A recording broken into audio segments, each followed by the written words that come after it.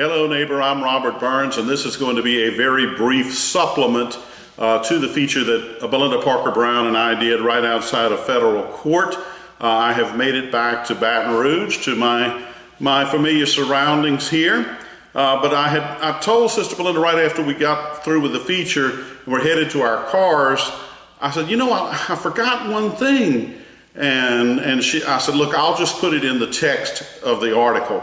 And she said, no, Robert, please do a supplemental video. That was very important, and we both just inadvertently didn't remember it. So during the opening arguments for the prosecution, as I said, there was a 2014 audit, and the lead assistant U.S. attorney, and that's the words I couldn't think of earlier, he said, okay, when he got this audit, he said, what did he do? What did he do to try to remedy it? What did he do? Folks, he did absolutely nothing. Okay? Nothing. He did nothing.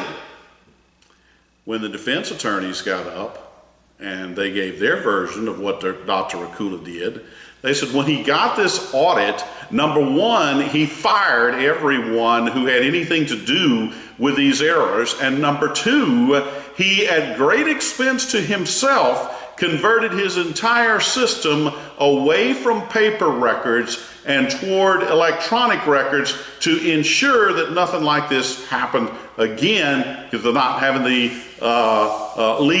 lag time to get paper records in. So it was an interesting contrast, but the prosecution went out of its way to throw out this figure of $383,000 from that audit that had, quote, irregularities. Now, they're not saying there was fraud, okay?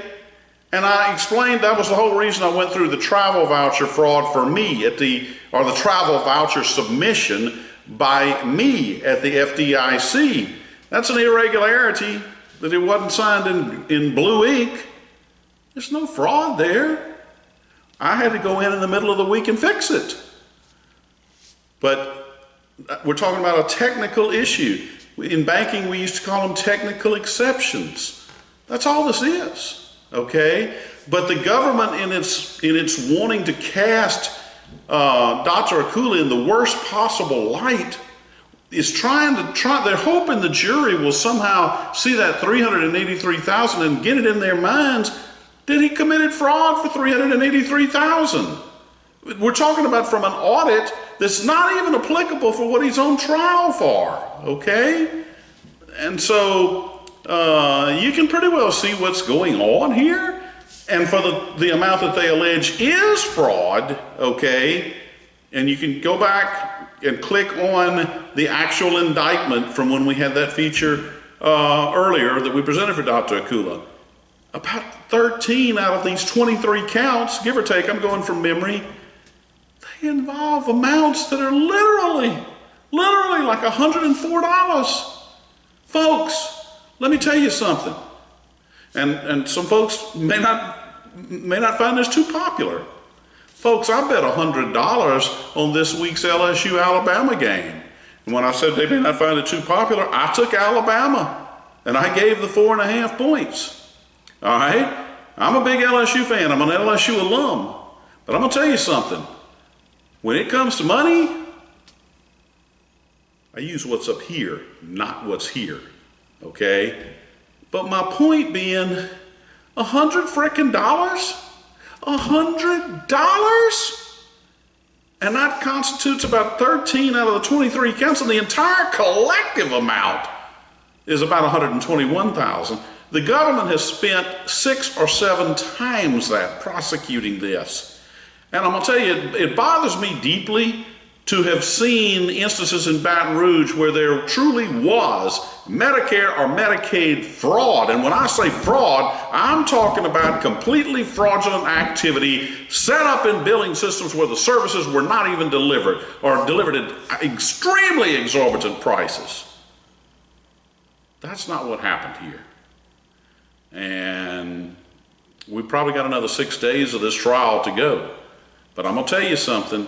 This first day was an unmitigated disaster for the prosecution. And I have no doubt that they are up right now trying to figure out how they can keep another implosion from happening like happened on their very first witness. I will let you know if tomorrow is a better day for the prosecution. Today was a disaster, and I don't know any other way to phrase it. So that's the supplement. I wanted to talk about the discrepancy between what the government says Dr. Akula did after that first audit and what Dr. Akula says he did after the first audit. All right?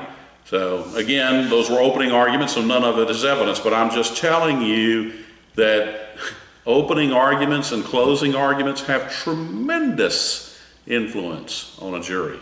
They just do. I guess y'all can tell I do enjoy being in courtrooms. I enjoy it a lot. I spend an awful lot of time in courtrooms. And this one really has my interest because it's bringing back memories from many years ago. It's hard to believe we're talking 30 years ago now. But it has my adrenaline flowing. So we will give you more reports. But Sister Belinda felt like I needed to do this as a supplement, and I've done it. Thank you for tuning in. We'll see you again soon.